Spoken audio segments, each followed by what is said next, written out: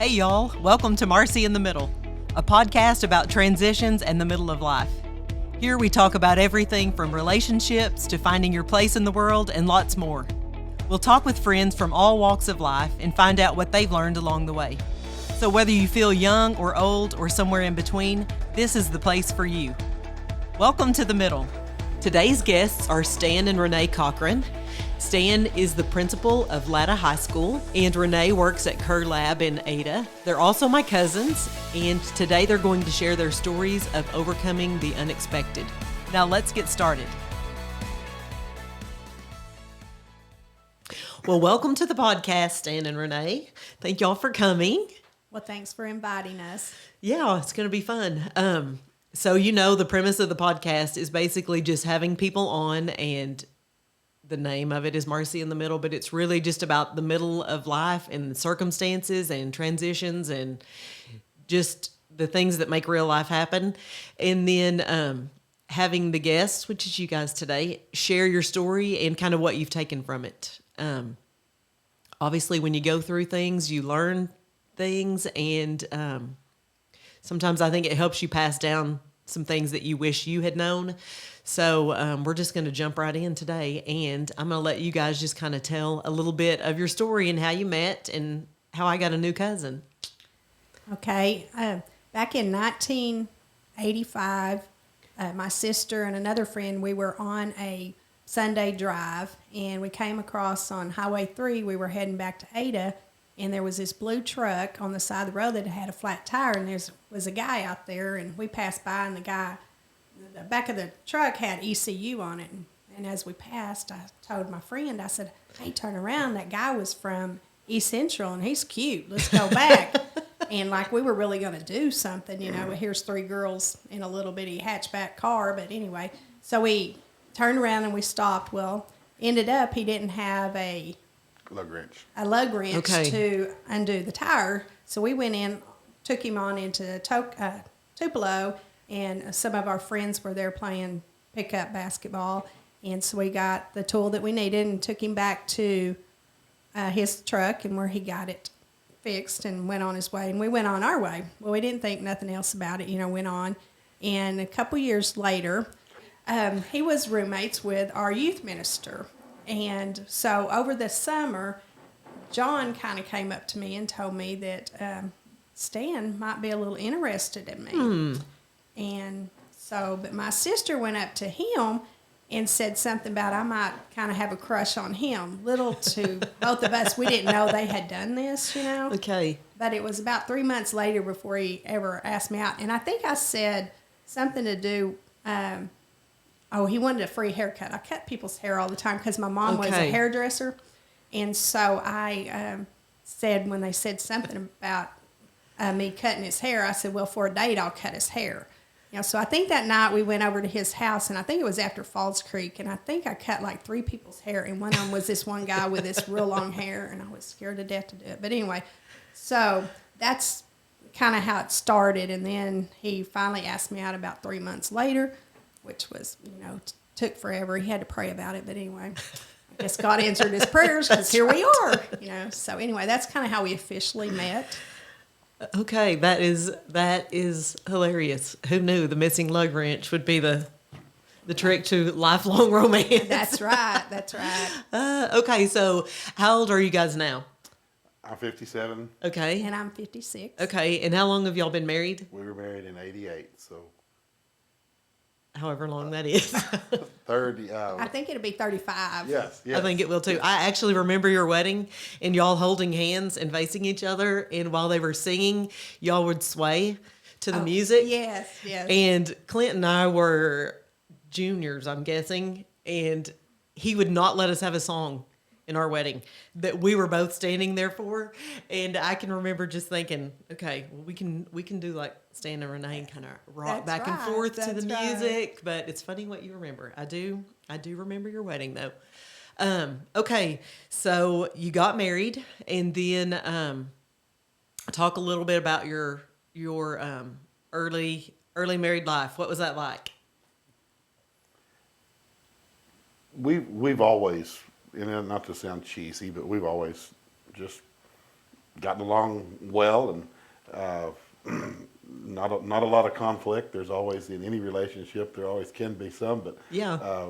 we do things together, and again, the old thing of best friends, if you want to say that. And it seemed like the first several years of our marriage, and we've talked about this, that our life, I'd always looked and thought, well, my life was pretty sheltered, not those major conflicts or watermark things that had happened. Until, I mean, obviously there's losses, and obviously Sure. just a few months after we were married, loss of our Yeah, cousin, Mark. your brother. Yeah. But within our immediate family, just life and career and church and friends and go on until 1999 is when Okay. my sister and her husband, Connie and Troy, were killed in a car accident 3 days before Christmas. And that was it's been almost like a watermark. At that time, things before the wreck, things after the wreck. Yes. And gives you different perspective and appreciation for family and those types of things. And that was in December of 1999. And then less than 2 years later is when things occurred with Renae with the back issues, and she can share more details of that with you, leading into her paralysis. And so it's kind of like up until the mid-30s, just, I don't know, the sheltered, all-American, happy-go-lucky life. I started my teaching career, and Renae had been working with the US EPA at Curlab there in Ada. Yeah. Had worked there ever since she was in high school, all through college, and started when she was 16. And then those two things occurred, and I'll let her just go ahead and share with what happened and how that took Sure. place. What would have been actually in 2001. Yeah. When was Hannah Yeah. born? Your favorite child? I know. our Because we know favorite she's child. listening. So She was, go ahead. 1991. We Okay. were blessed with Hannah. okay, it's crazy. It's been a minute, but it does not seem like that many minutes. So yeah. So you guys and Hannah are living life, and then We had lived around Ada the whole time. In fact, the house we live in now, we bought it in 92. Okay. So Hannah was a baby. She was born there in 91, and our only child, and yes. the rest is history. That's right. That's right.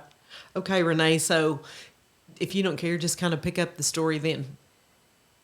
We had went to a administrators conference in Tulsa, and Hannah and I did some shopping while Stan was in his meetings and stuff. And we came back from that, and it had been going on and off, but I was having some lower back pain kind of around your waistline. Okay. Just some tightening and just kind of real discomfort. Right. And so I'm not one to take medicine and everything. And so I thought, well, I'll go to a chiropractor and see. And so they did some, maneuver and stuff. Well, it just kept getting worse and worse. So I thought, well, I need to not keep doing this. I need to go get, Right.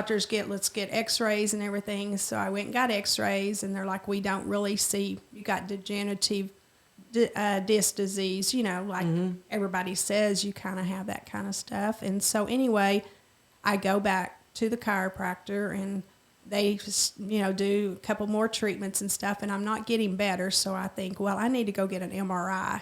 And the doctor prescribed me some Loratab. Okay. And so I was taking that, and on Thursday I was supposed to go get the MRI. And I remember like Wednesday, my right leg was kind of like a sleep feeling, and I was having to sleep in the recliner because I couldn't lay flat on my back. I could sit up, I could walk, but if I laid down flat on my back, it was just severe pain type. Not real severe at that time, but on Thursday morning when I got up to go do the MRI, when I went in there to take a shower, I had severe pain, like a knife going through my back. And it was up, just like kind of coming through your stomach. It felt like just a searing knife. And so I hollered at Stan. I said, if we're going, you're going to have to call the ambulance because I can't make it to the car. Right. And so they came and got me, took me in there, and they were going to take me down to get the MRI and see what's happening. Well, when they laid me down, I told them, I said, I started screaming. So they moved me to the maternity ward, and they decided that they would go in and put a epidural in there just so I could lay down to go. Right. Endure the pain. Yeah. Right. And so they did that, and at first they thought it was like where they cut it off because my pain was low, just right where they cut it off. They could see something that was there, but they wasn't sure what it was. But they had came out and told Stan and my mom they thought it was like a bleeding something. And Hematoma is I think the term they used. so then later on they decided, well, we need to go in and do a CAT scan. And so I guess a CAT scan is what they ended up doing. It's kind of a blur to me. So I bet it anyway, is too. they came back and Stan and them were questioning because they wanted to just transfer me by ambulance to Norman. And he goes out and my mom, and they're questioning the neurosurgeon. And Neurologist, I'm sorry. and so he says, well, I'm out of here. This is like 6:00. Well, he's the doctor that I'm here with, and then the anesthesiologist was still there. And so they finally talked to somebody at Presbyterian Hospital, and they metaflighted me. I think it was midnight. And I still remember the doctor and the anesthesiologist put me in the helicopter. And so I arrived up there, and then all these doctors are asking me, what's happened? Why are you paralyzed? Because... Did you know you were paralyzed at that point? Well, at that time, I could not feel anything, because they gave the epidural. Because of the epidural. Then they thought, well, did the epidural not wear off or what? But that morning, my right leg was already asleep. It was and so then I go up, we're up there and they do emergency surgery sometime the next morning. And I had a disc that actually herniated into the spinal cord. It didn't sever it, but it bruised it. And so I'm in intensive care for maybe a day or 2 days. And then they moved me to the floor up there. And then on Wednesday, this happened on Friday was when I had my surgery. So then on Wednesday, they transferred me over to Jim Thorpe Rehab. And I spent the next 5.5 weeks learning how to live with, paralysis from, I always say kind of your bikini line down is where I'm paralyzed from. And, I remember the first time they set me up on the side of the bed to, work. This is while I was still in the hospital, and you set up, and I mean, it was like you didn't have any balance or anything. And I remember at that time that God just showed me that you're on this mountain, and there's an eagle there, and you're getting on those eagle wings, and you're going to fly, and you're going to come down. He's with me and stuff, because it was a very, very scary thing. But I remember when I first woke up and I was paralyzed from my waist down, I remember thinking, God, I'm so lucky that I have my arms. I can still hold Hannah. I can still do her hair. I can still feed myself, because, there's people that are paralyzed from their neck down. And so I can still do things, Yeah. And I was just so thankful. And, people were sending me cards and stuff and saying, it's okay to be mad at God. Well, I was so thankful to be alive. This could have been totally different outcome and stuff. And I know that, we were so surrounded with people and praying for us, friends, and everybody wanting to help you. And I remember he was getting so many calls. And so we had contacts that you would give that information to, and they would flood out, because this was before cell phones and Pre-Facebook. Yes, all that. And so, some people had heard that I had brain damage, or, there was all kinds of, stuff going on, just how that does. But the biggest misconception there was that she had back surgery that went bad. That was what Right. people still today will ask us about that and thought that was the story, that she had back surgery and it didn't do right, and the back surgery was to release the compression, that the damage that had Right. already been caused, So And Yeah. they will ask, even when I go to doctors today, they're like, "Why are you in a wheelchair?" And you tell them, and they're like, "That just doesn't happen." I'm like, "Oh, here I am." I It mean, happened I to me. can't, That's right.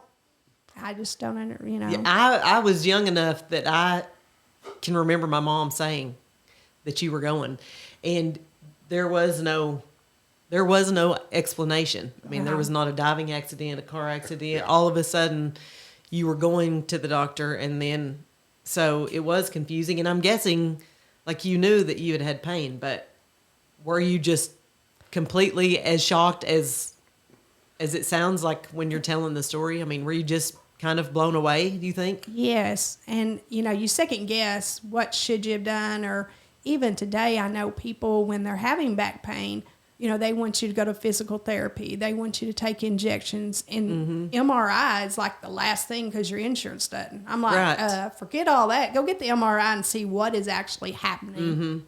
And which I can't take MRIs anymore because I can't lay still that long, but I do Right. CAT scans, and I do have those done. I would say probably every 5 years, just to see what the change is and everything, which the bruise is gone now.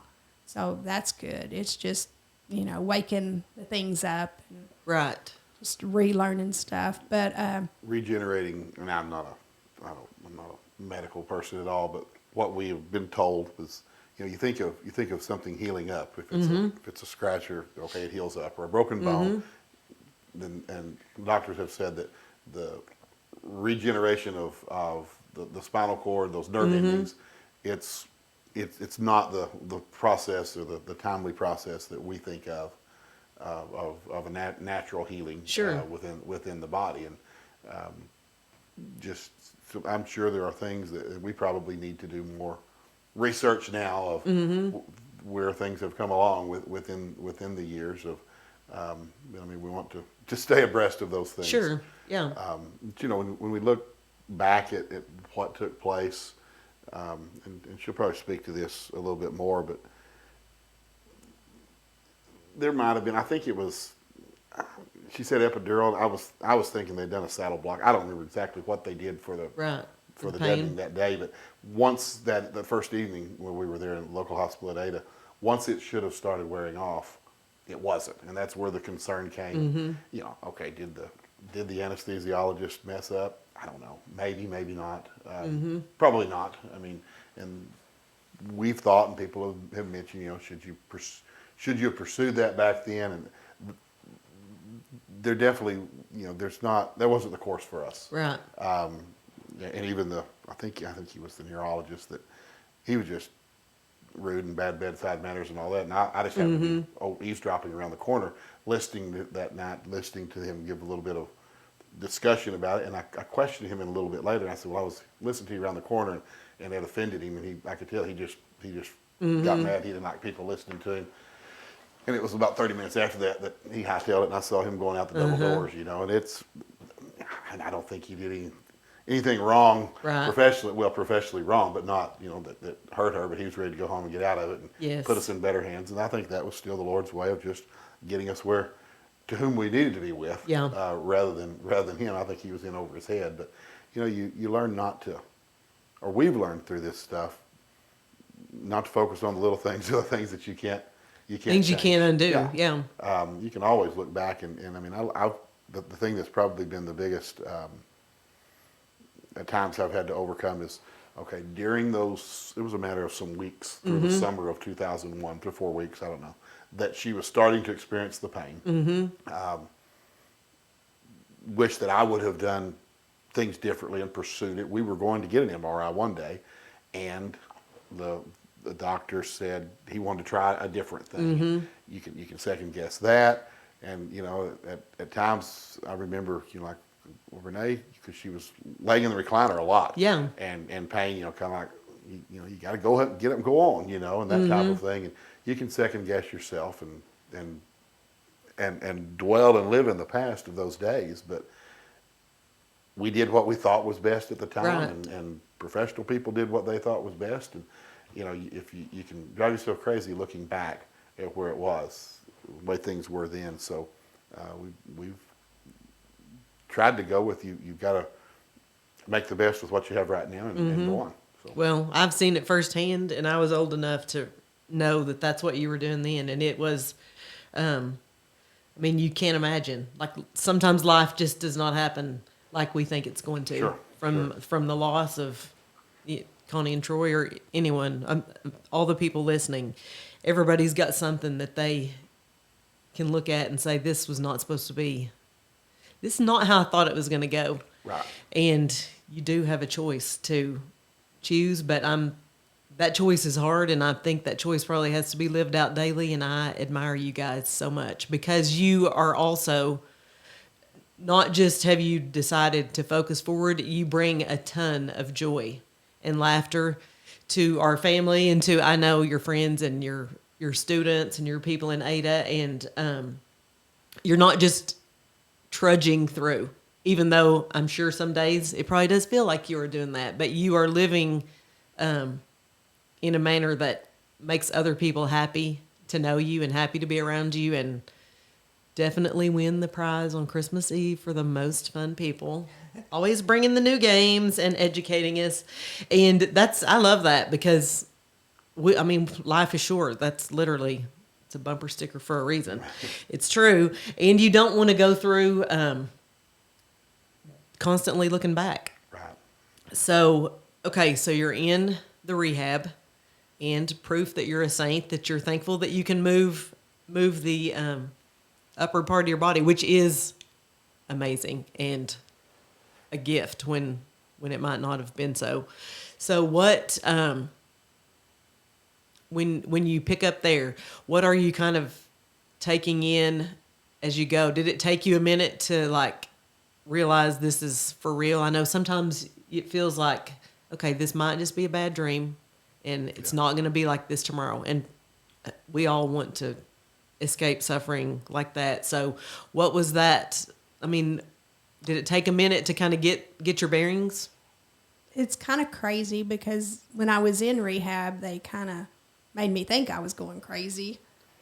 Because I remember like the first day we got over there, they come in and you have like a PT comes and evaluates you, and you have a psychologist come in there. And I remember him giving me all these questions. And he said, one of them was, "What is your goal in here?" I'm like, well, I mean, I really don't know what my goal is, but I guess my goal would be to walk again. But I remember feeling so guilty for saying that, because my prayer is always being, God, use me how you can. And if God chooses to use me through the wheelchair and how we survive this, we persevere, or if I walk. But I wanted to be in his will. And I was praying, before that I was reading the Jabez prayer was real big during that time. And, you're praying, God, I want to know you like I've never known you before. And here I am, living proof that I know him like I never knew him before. And while we were in rehab, they kept saying you need to go through the grief process. And through God, I never got mad. I never went through the depression. I was so glad to be alive. And, in rehab, I had people that couldn't use their arms. They were driving their wheelchairs with their head. And I was just blessed. I mean, we could transfer over to the car, which was another kind of learning experience. I mean, you're talking about your life totally changed 24 hours. Just, flip a switch and here you are. Suddenly you can't feel anything from your waist down. I mean, it's like you would slide over to get in your chair and you're like, did my rear come with me? Because you had no, feeling whatsoever.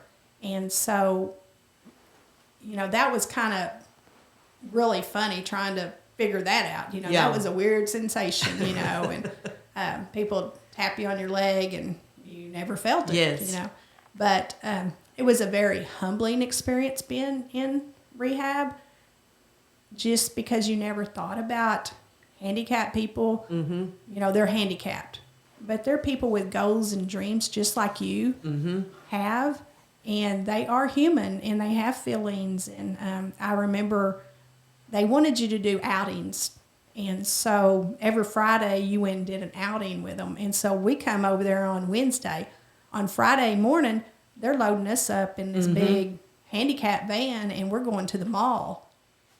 We're Wow. just trying to get our bearings. I mean, our life literally. has been changed. And actually, Yes, the and first you have a morning, child, and yeah, we thought, okay, maybe get to rest a little bit, and they're in there rolling you out earlier than we meant to be that morning. Right. And of course, you got to stay on schedule. You Yeah. know, that was a big change. Just that first week in the rehab hospital. So they take us to Penn Square Mall, Oh, my and we're going to goodness. look at sleep number beds was the big goal Okay. that day.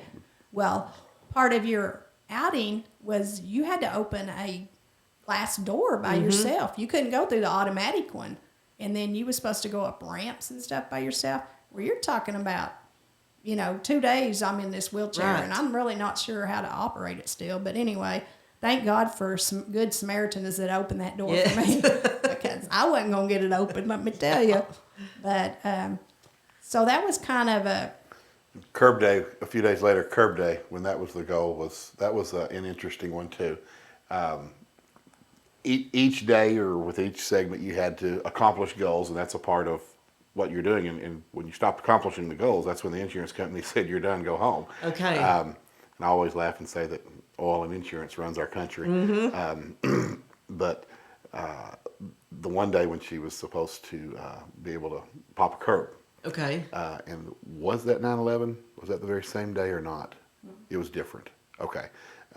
Pretty quickly, the therapist found out that popping the curb was not going to be so easy and for Renae to accomplish. And she's like, I'm not going to need to do this. So I think she just checked that one off the list. And Okay. What does so popping a curb mean? You're gonna have to explain. you actually like pop a wheelie. Like and do you're- a wheelie. Yes, Okay. and then get up on that curb and pull yourself up on that curb. And I'm like, look at me. Wow. Do you think I'm going to be able to pop that curb? I can't even try to get over a threshold very good. Oh my goodness. there, you've seen people do it. I mean, Oh, yeah. Sometimes these little bitty guys that you see Yeah. them. But that was one of the goals that I think they just kind of pushed on by and said, okay, let's go to the next one. That's right. 'cause Yes. it was not going to work. So, No, Yeah. I felt that. And I remember one it wasn't day funny then, but during Right.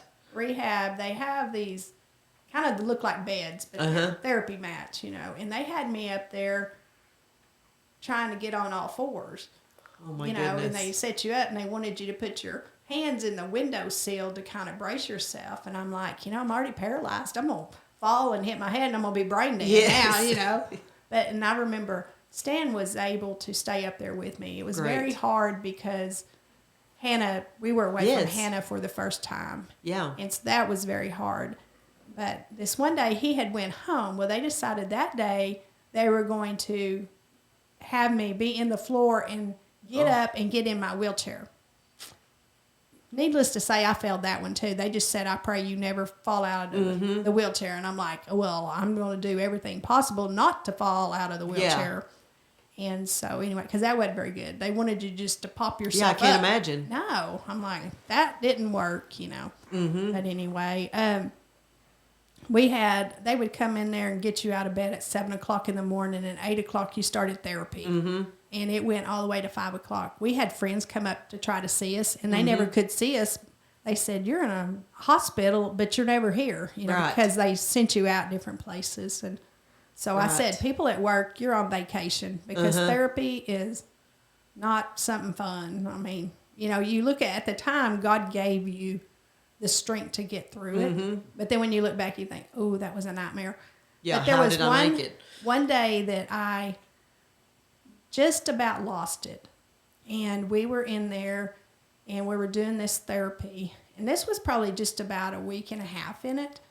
And I asked my therapist at that time, I said, do you think I'll walk again? And she said, well, if you do, it'll be a long time. Well, it just kind of just went all over me because I thought God told me Yes. that I will. Yes. And I didn't go through that story, but anyway, that I would. And he knows when I will, and if I will or won't, not you. And so at that point, I wasn't able to really set up on my own Yeah. and kind of transfer. And I like set up, Told me to get the board. and I said, hand me that board stand, because it was over in the chair. And I stuck that board under me, and I put it and had that chair there, and I put my foot off and slid over there, and just like this determination on my, because I was just fixing You to were lose. overcome. I was overcome. The therapist and I both just, her name was Pam, we both just sit there almost just with our mouth Yeah, open. shocked. And I'm like, what's she fixing to do now? I Yeah. know. And so I said, see you tomorrow. Have a good day. And I was out that door, and I was fixing to just lose Sure. it, because just everything. And there was Steve Wilburn, pastor from Fitzhugh Baptist Church, right Yes. there. And I said, God provided somebody at that time to just, give us a out. Yes, be there when you needed to. Yes. You saved Pam a cussing. He did. Well, no, I don't really cuss. Hannah says that I spell words and I can't even spell There them you right. go. So, yes. But no, I was just fixing to have a big cry Yes. fit because, Yeah. I didn't go through that. And I know they kept telling me when you'd go meet with your psychiatrist, Sure. they would say, you're not dealing with it. And I'm like, I know I'm paralyzed. I'm glad that I'm, still here and I'm going Right. through this. And they kept saying this. And, I remember right before we were going to go home, we were in group meeting, and she said, well, I think with your faith and your family that you're going to survive when you go home. And I said, well, thank God, because y'all are making me think I was crazy, Right. Thinking that, and I remember the social worker one day said, well, if you don't do your treatments, we'll send you home. And I thought, well, I've been doing my treatments, Right. doing everything y'all are telling me. So if I'd have known that 2 weeks ago, I would have quit doing Really? them so I could have got out of this place, That's right. But We get that. We understand what the goals of rehab Sure. are. I mean, for people to adjust to the changes Life of in the life, chair, yeah. And we are blessed that we have support of, as they said, your faith, your family. And one thing, just to show you how God works in things, at the time this occurred, we were in the middle of a remodel or an addition I remember. on our home. The house that we're in, there were some very small living areas, small kitchen, and we were adding, almost doubling the size of the house before we knew anything about this. Right. But to have we want a large living area that we could have people, our whole clan That's family right. on New Year's Eve or Christmas Eve, and we've had people, our students at school, FCA and things, but in a bigger bedroom, and all that was in place when all this started. Yep. And without that, we would have had to have made some changes, and that was part of the thing with people in the rehab,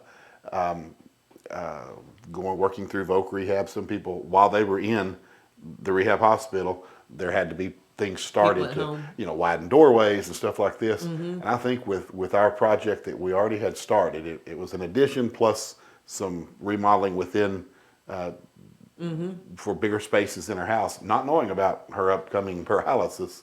I think they had to enlarge one doorway a little more than what the plans Right. were. In fact, she had a very caring friend at work that was connected with the builder and trying to help, but told the builder, "Hey, you may ought to stop on that, because I don't know Right. if Stan and Renae are going to be able to complete this." And once we found that out, we're like, "Marlene's, no, go. Yes, finish. We gotta We're get going to on." have this, you know." But it was just a way that God saw in the future that we didn't Yeah. see. So, and that's where we spend most of our time, in the so-called bigger area of the house now. Yeah. Yeah, I remember, because the kitchen was kind of Yeah, a big deal. yeah, you couldn't turn around in there before. No, you couldn't, but now you can. Yeah. We've had lots of good snacks in there. But all Ice that chest goes tea. back. All that goes back to me, to how that you can't. We all have goals, look at the future, and I have career goals. You have career goals, Renae. We all do, and things that we look forward to. But we can't always plan the future. No. And we learned through this, and Renae will elaborate because she can word it better than I can, of just living one day at a time. When we went into rehab, I mean, I honestly had 3 weeks in my mind that I felt like she was going to be walking in 3 weeks. Sure. And if you would have told me 21 and a half years later, she wouldn't be. I don't think I could have taken it. Right. I don't think she could have. Mm-hmm. Or if you want to go the other way and you look back now and you think, 21 years ago, I mean, you look back at it, it's like, oh my goodness, that's overwhelming. But we learned you take it one day at a time. Yeah. And it didn't happen in 3 weeks. It didn't happen in 4 weeks. It didn't happen in 4 years. But and you may want to share kind of about that as far as what you referenced a while ago about what God told you while you were there in rehab, or you may not. I don't know. When I was in the hospital, before I went to rehab, they kept wanting to give me sleeping medicine. And I said, no, I'll sleep when God wants me to sleep. And so I would just be praying at night. And it was hard for me to pray and ask God to heal me.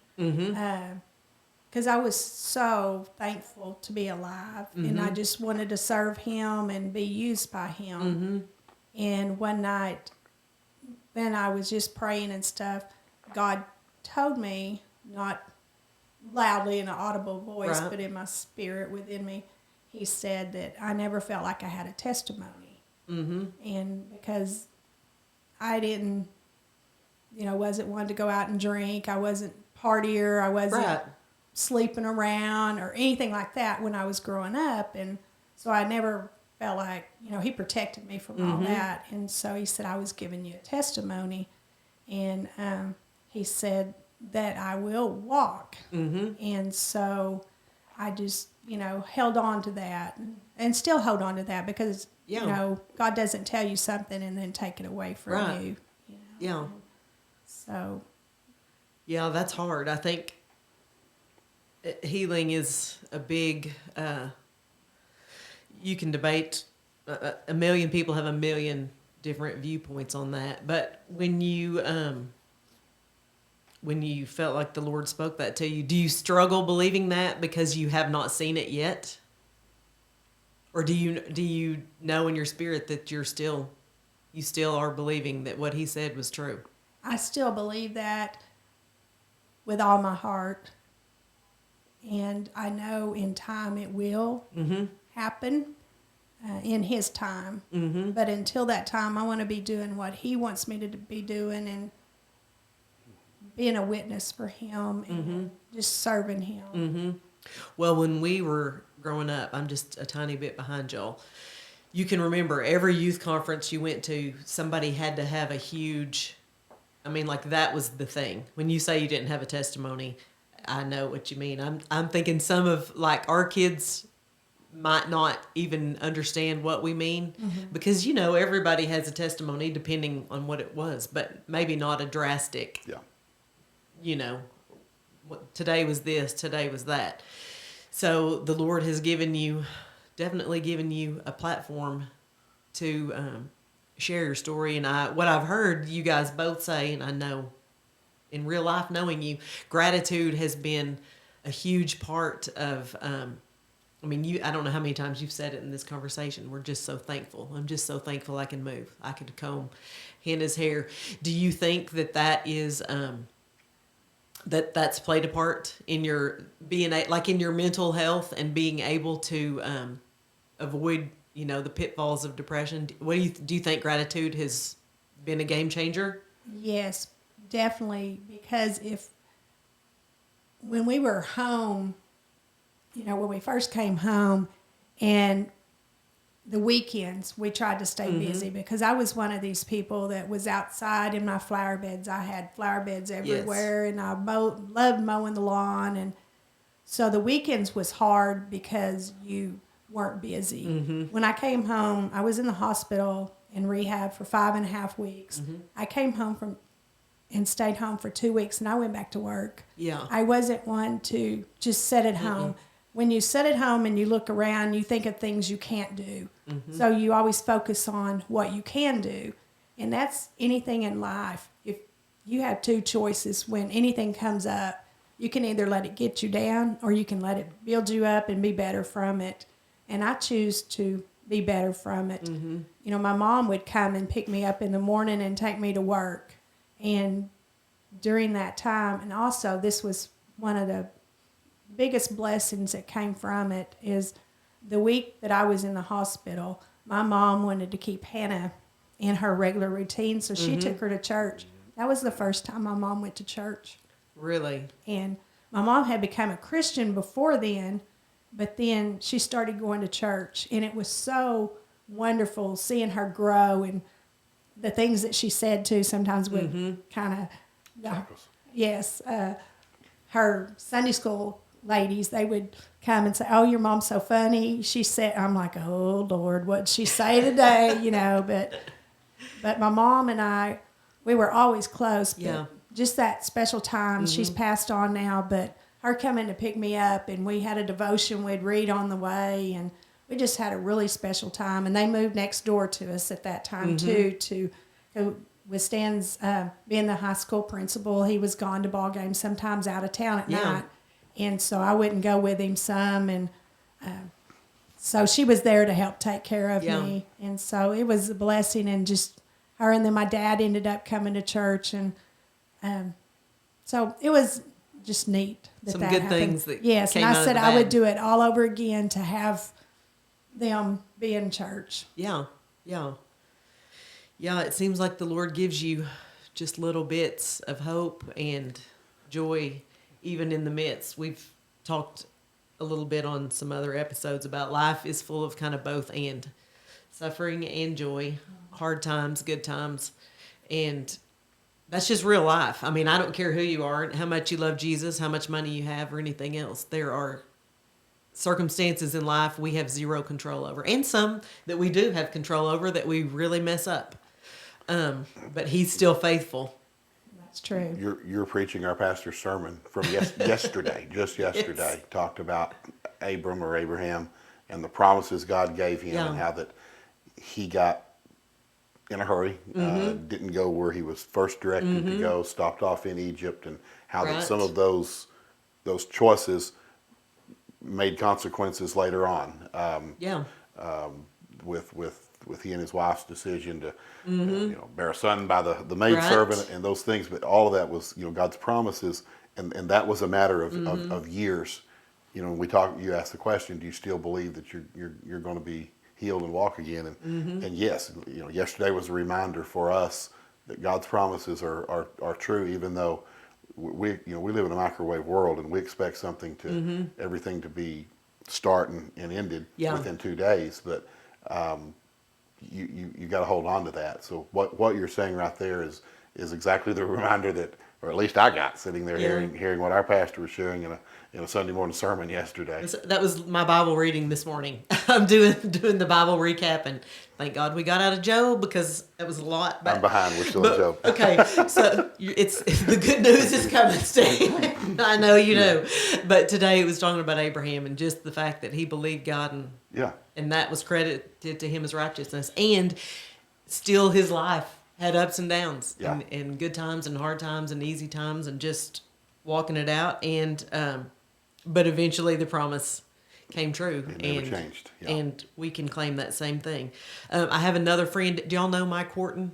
Yes. From Atoka? Yes. Okay, he's also in a wheelchair. Yes. In freak accident just one day. And he was, I think, I literally just had this conversation with him last week, but he was telling me the same thing. He's also a person of great faith. And he said they kept warning me about depression. And if you're depressed, this is not a slam against that, because everyone has depression, I think, in certain levels. Definitely not some to the extent of others. But Mike's testimony was that he also did not, he never felt depression either after his circumstance. And I mean, if you're telling me, I'm thinking that's a lot. I mean, and the Lord can use depression, and I think He heals people of depression, and that's another platform they can share. But I think His grace is sufficient, and we've seen that. And just your testimony lived out again, because you're full of joy. And I don't know how you could run around more than y'all do, because I'm sitting here following y'all on Facebook as you traverse the country, trying out the different cafes in backwoods Oklahoma. Maybe y'all have a podcast, a travel channel. What a reputation. Yeah. That's right. Listen, somebody's got to do the hard work, Stan. Okay, just if you were sitting here talking to somebody who is going through something, even if it's not the exact same circumstance, or maybe it is a life-changing event, what advice, if any? I know sometimes after reading Job, maybe we should just sit there and not say a lot. But if you were going to encourage them, what would your advice or your encouragement be?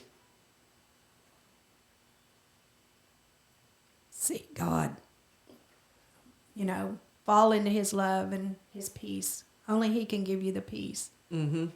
And with your friends, your church family praying for you. I mean, you hear the cliche, oh, I felt your prayers. Mm-hmm. You honestly feel their prayers, because when you've, like the day when I felt like I was about to lose it, Yes. God provided a friend, Mm-hmm. a pastor to come pray for us. Mm-hmm.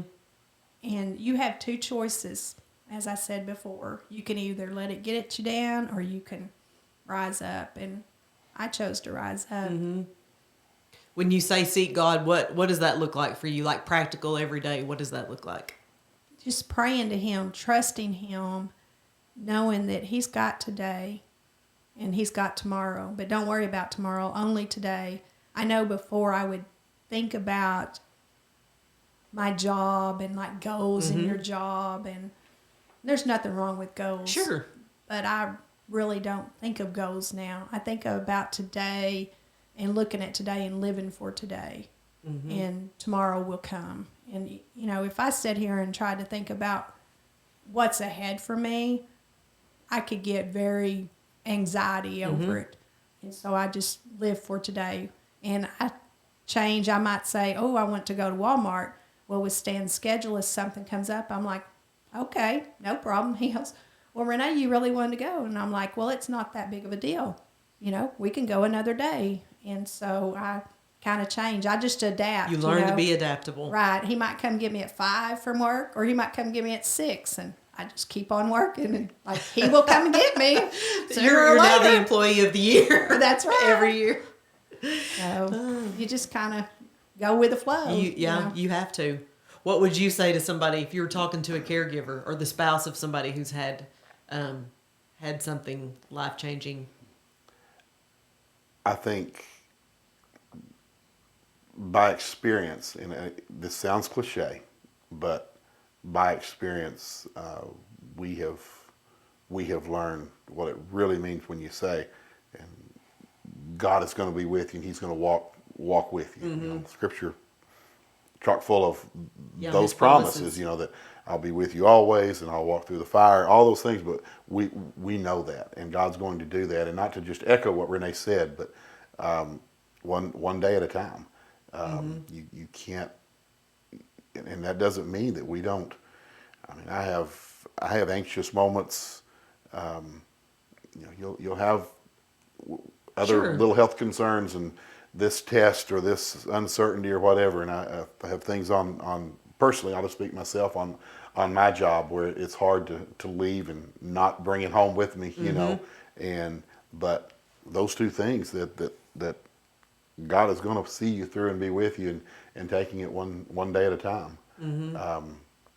Is and as far as advice or something to you said to someone helping and assisting, caregiving, whatever, just so true that you got to be a team and work together. That doesn't mean we don't have conflict. Okay. She says I'm stubborn, and unfortunately, I know I am. It's a Cochran trait. There you go. But you gotta work together. You gotta be a team, and of course that's true for maybe a situation related to ours, but that's true for any marriage. Of course, that's true for any company. That's true for teamwork and networking, working together. But in our situation, we have found. And that's been a benefit to help our marriage, is that we're in this thing together, Mm-hmm. you know. And I think that maybe that's been a byproduct that we've Yeah. had we've been don't I don't want to sound like we wouldn't otherwise, but forced to work together, you know. Right. And we've got to coordinate and plan and work Mm-hmm. together, and it's in a sense that's strengthened us, I think, in our marriage and relationship. Yeah, I think that too. I mean, it looks like that from the outside, but you don't have a choice. And well, I guess actually you do have a choice, but you chose the right. You chose well. So you're in your 50s. Hannah's raised and married and has a lovely baby girl. So the party has just begun. But what would you go? What are you guys in the middle of now? Just regular life things. What are you? What are you? What are you learning? What do y'all think about this age? That's the question. It's a fun age because having a grandkid, everybody always said it's a special feeling. It is. It's the most wonderful. You know, we have two because Livy Yes. and Molly. Yes. And so they're fun. Livy's a bonus grandchild. When Yes. Hannah and Dusty were married, Livy was 4, and then Molly is almost 3 now. Wow. It's fun. Yeah. So life is good and not slow. What is irritating about this age? I would say the hardest part of this age is as we get older, so do your parents. Mm-hmm. And then as you get older, your health declines. And that's the hardest struggle is watching, you know, their Sure. health go down and other people that you know, you realize you go to funerals a lot more when you get this age. Yeah, you do. And stuff. And then you have stuff to look forward to because you think of a retirement, Yes. which I'm not ready to retire, but you think of that and, you know, and always, and this is what I shared with our pastor and a couple of other people one day, is that in my heart, when I retire, I want to be able to go help people, like elderly people, you know, clean up their flower beds, Yeah. bake them bread, take them cookies, or go get the groceries and stuff. And I Right. said, you know, I know God's going to let me walk because I'm not going to do call a ride, you Yes. know, and get off a road call a ride one day. And they might as well just strap you in the back of the truck and put you on a belt, you know, because, Oh my goodness. oh my legs, that was the bumpiest ride ever, you know. That's what, one time I'll tell this story. This is kind of just a freebie here. Anyway, this lady, she had really good intentions. She came up to Yes. me at work and she said, she said, here's this pamphlet on getting you a motorized wheelchair. And I said, well, I don't want a motorized wheelchair. You know, I'm thankful I can use my 2 arms and I can slide over in the car because I call that my recliner, you know, Yes. because I get to feel like a human and not be in Yes. this chair, you know, 24/7. And so she just kept on and she said, well, you know, you could get around the lab faster, you know, in this. And I'm like, well, why don't you get you one? Because you can get around a lot faster too. But, you know, I don't, if you put me in a corner and you keep backing me Yes, up, I'm finally that's going to right. say something that's not real nice. But she kind of went, oh, you know. Renae is her mother made over, by the way. So Yes. No, well, we like her. We don't want a boring person. That's funny. So, what about you, Stan? Any loves or hates of this age? there is that, probably anybody has it, but you think out 20, 30 years down the road, whatever, and the fact, okay, I don't consider myself strong, but as I get older, and we'll have to make some Sure. plans. We already Yeah. do things because as we get older, you think, well, you know, when I get to be what my parents' age are now, how will we help? I help her transfer, and how are we going to do Right. it? But it goes back to what we said a while ago, that you live one day at a time. If I sit here and worry about hopefully getting there, but if I worry about my 80s now, well, I mean, I want to enjoy the 50s. You know? Right. But at the same time, you have to make Sure. plans. Yeah. But Renae was talking earlier and said, you know, the challenges is as our parents get Yeah. older, and you see people that in caring for their parents.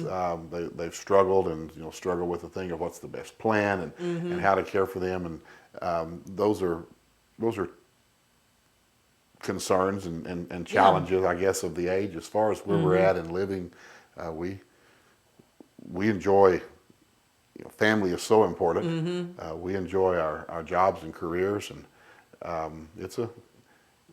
And as long as you've got the grandchild factor, it's fun. That's right. That's a good thing. That is a good thing. Well, I guess that we've covered a lot of stuff here.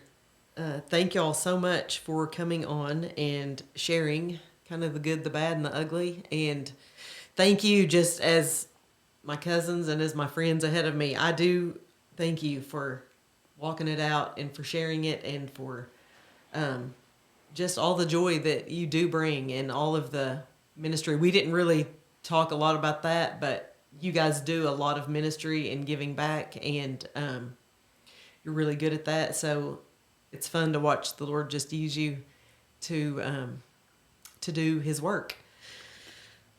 So do y'all have anything else you want to say before we go? Did we cover it all, or? I always have another word. That's good. Let her go. My teachers at school know that I've always You're a had something to say. I would just say, and this was a thought in just kind of thinking about some things before our discussion. Always, I would tell people, little deeds, little acts of kindness go so far and are so important. I think back as she referenced the gentleman who was not our pastor. He was an area pastor friend, school parent that showed up that day. A small thing for him, but for 21 years it's meant something to us. One day we were getting out at a ball game at Kingston. It was cold one night. It was cold. It was rainy, and it takes a little longer for us to get out. And my back was getting wet, getting the chair and getting her in. And we were hurrying, and our friends were helping us. And all at once, I just looked up, and there was this huge umbrella right above me. And a gentleman, one of our parents at school, by the name of Renae Cochran, Waylon had seen us where they were parking and just came in and held the umbrella up. And I'm sure he never has thought about it again, but I can never forget how special that was to think, okay, I'm going to be dry here for a couple of minutes while we get in and out. And finally, the day we came home from rehab hospital, Renee's boss from Kerr Lab, I was worried about my yard. I hadn't got to be home, and the school had allowed me to be with her during that time. I'm forever grateful for that. And as we pull up, Roger Cosby's out there on his mower. Might have taken him an hour and a half total to move his mower from his house and mow our yard and come home. And I will never forget that. It was with him, it was nothing to him, but just little acts of kindness go a long way with people that we may not ever know. So I guess that's my wrap on it. No, that's good. I think a lot of us spend hours daydreaming or planning how we can really do big things for the kingdom. And I think when we get to heaven, those are going to be the things that add up. And they do. They make a difference. Yeah. Make a difference. Renae, any closing thoughts? God is good. And I know that just sounds so empty, but No, it doesn't. It is. He's good. And I'm blessed to be able to serve Him and that He's with me and gives me the strength, because let me tell you, Renae Cochran couldn't do this, but with His grace and strength each day, here I am. So good. Well, thank y'all. I love you. I'm your biggest fan, maybe your second biggest fan. You got grandkids, but thank you so much, and I wish you all the best. And now, where are we going to go eat after this? I know, that's true. That's true. So we are thankful for all our friends and church families that have prayed for us and continue to pray for us and believe with us. That's good. We are believing with you. Well, thanks again for coming on, and I'll see you before Christmas Eve. That's right. Thank you. Thanks for listening to today's episode. If you like what you heard, please like, follow, and hit subscribe to keep up with all future episodes. We'd also love for you to leave us a 5-star review. That wraps it up for today's Marcy in the Middle. And remember, whatever you're in the middle of, you're not alone. We'll see you next time.